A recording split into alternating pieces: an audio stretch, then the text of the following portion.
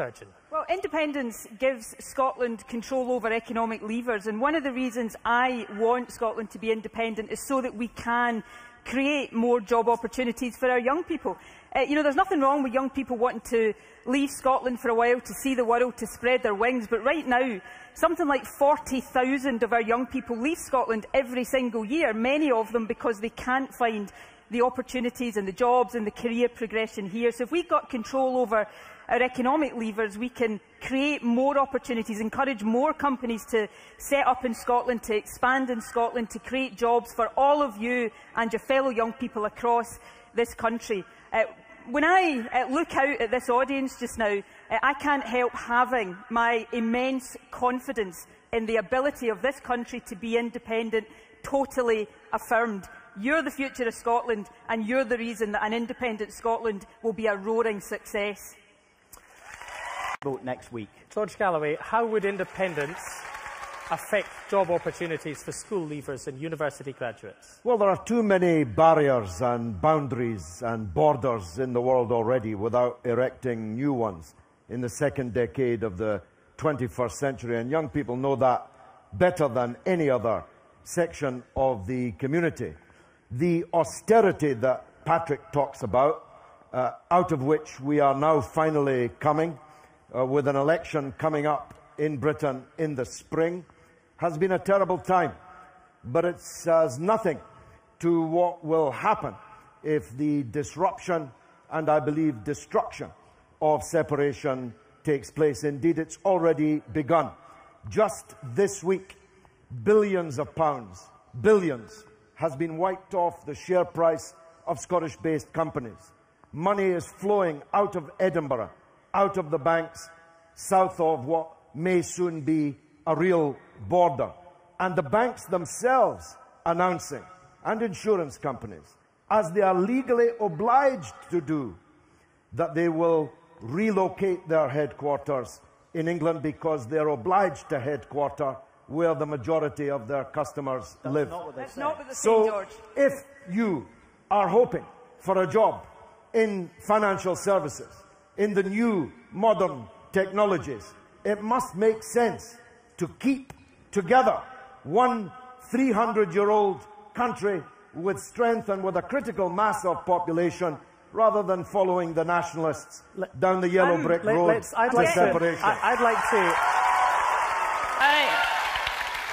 I'm firstly just trying to get over hearing George Galloway, the socialist, tell all you young people you should be intimidated by the financial markets.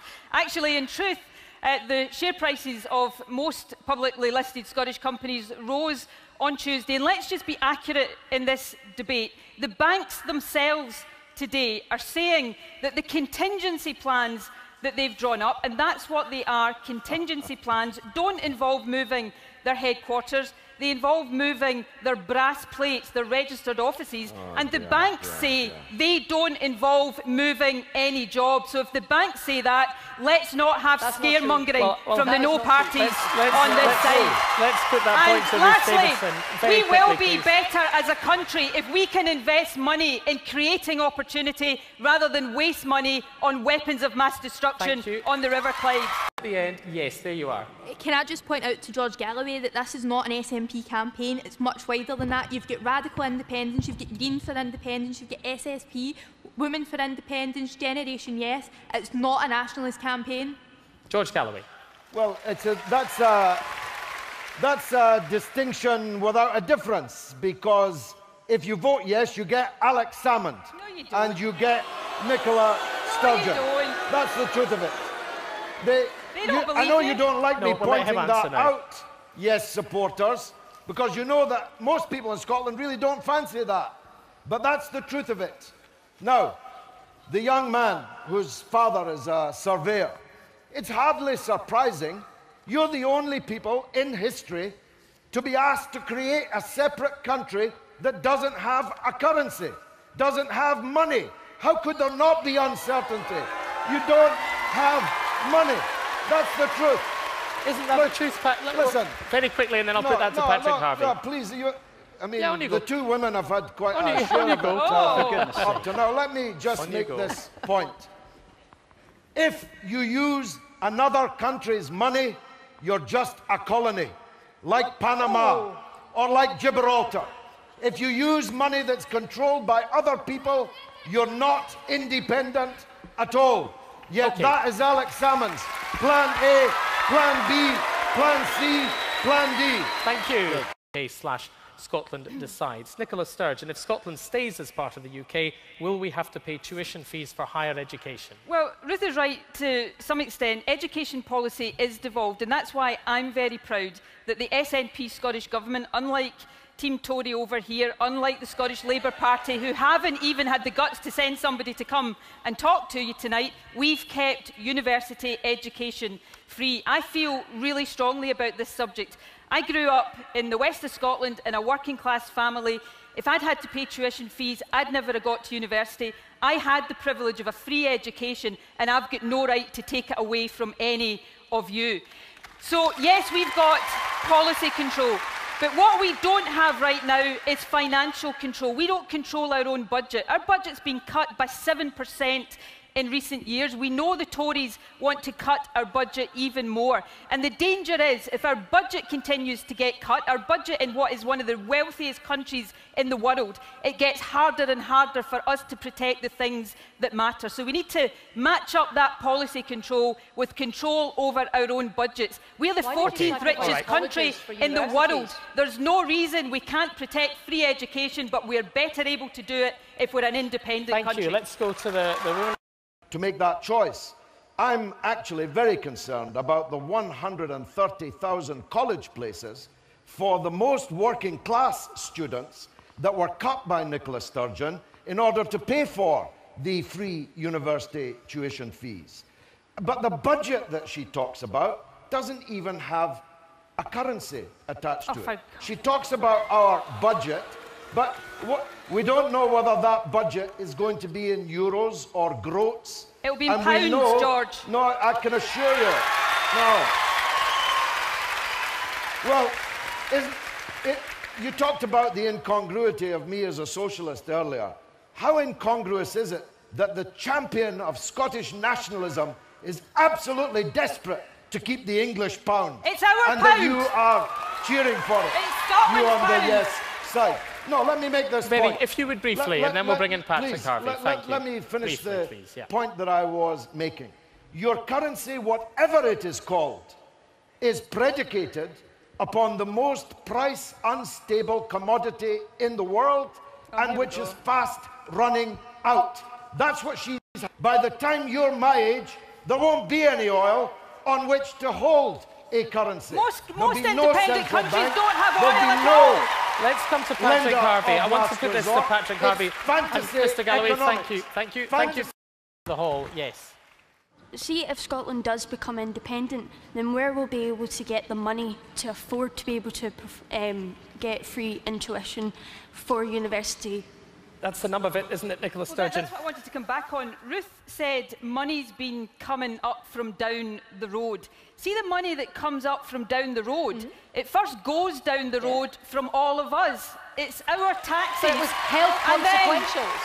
And then what happens? You promised to spend on health. And then what happens is Westminster decides how much of our own money finds its way back to Scotland, and they've been cutting that in recent years in real terms. Now, Ruth earlier on pretended she didn't know the difference between a registered office and a headquarters. Clearly she's now trying to pretend she doesn't know about inflation. Our money's been getting cut in real terms. Now, you know what independence is all about, and it answers the girls' question over here. We pay our taxes, the same taxes as we pay right now, but instead of sending them to London for them to decide the priorities for spending them, we keep them here and we decide the priorities like health, like free education, and not Trident nuclear weapons. George Galloway. Actually, it's going to run out long before that. First of all, the revenue will halve by 2018. And according to Syrian Wood, who's made a £1 billion fortune out of North Sea oil, regarded as one of the top oil exports in the world, there will be a sharp reduction by the year 21, and that it will all be done by 2030. Now, you can believe Alex Salmond and Nicola Sturgeon, or you can believe one of the world's top oil experts who was forced to come into this debate because of the disingenuity, I'll use your polite parliamentary term, of the nationalist argument. I'm telling you, this is all moonshine. It's fantasy economics based on a product which has been as low as $12 a barrel in my lifetime and as high as $156 a barrel in my lifetime. It's now less than 100 today. Nobody knows what it will be tomorrow or next year or next decade. I'll be dead and gone by the time it runs out. All of you will still be alive, God willing. All of you will still be alive, and the oil will be gone, and all this moonshine fantasy economics will look very hollow indeed. Patrick Hart, near to the back. Seems as you've clearly lied to the majority of the Scottish population about how much oil is actually in the North Sea. Who's lied, sorry? The SNP, because their predictions were about 60% off, according to Ian Wood, who's an industry expert. How can we trust whatever policy the SNP are putting forward if the main source of our income has been a lie, effectively? Well,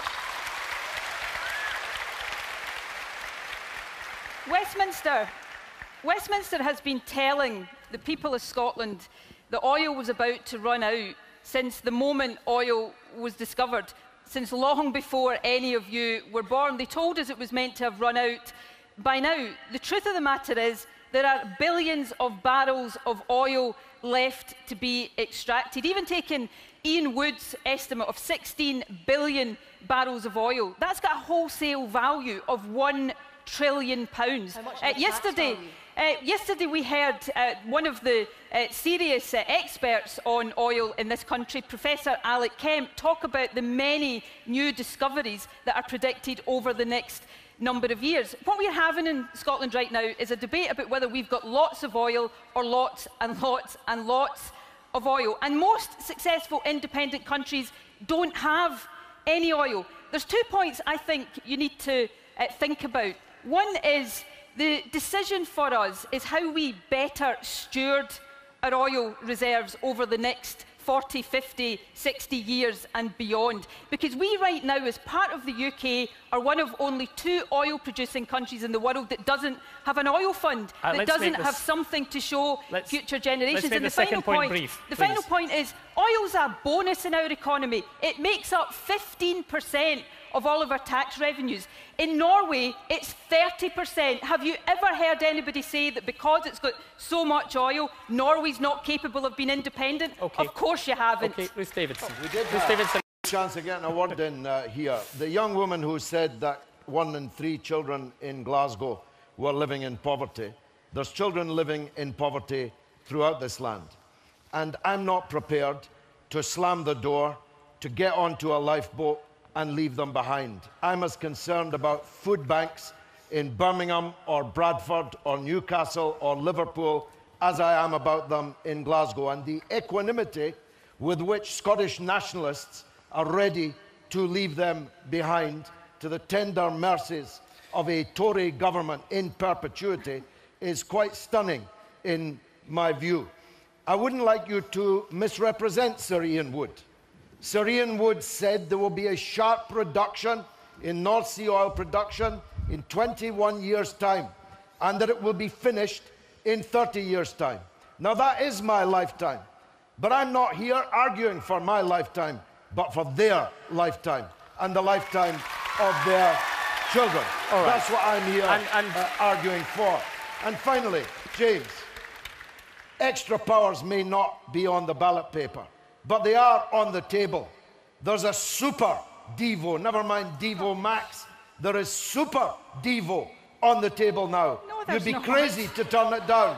You'd be crazy to turn it down and to opt instead for divorce. Listen, I've been divorced, more than once actually.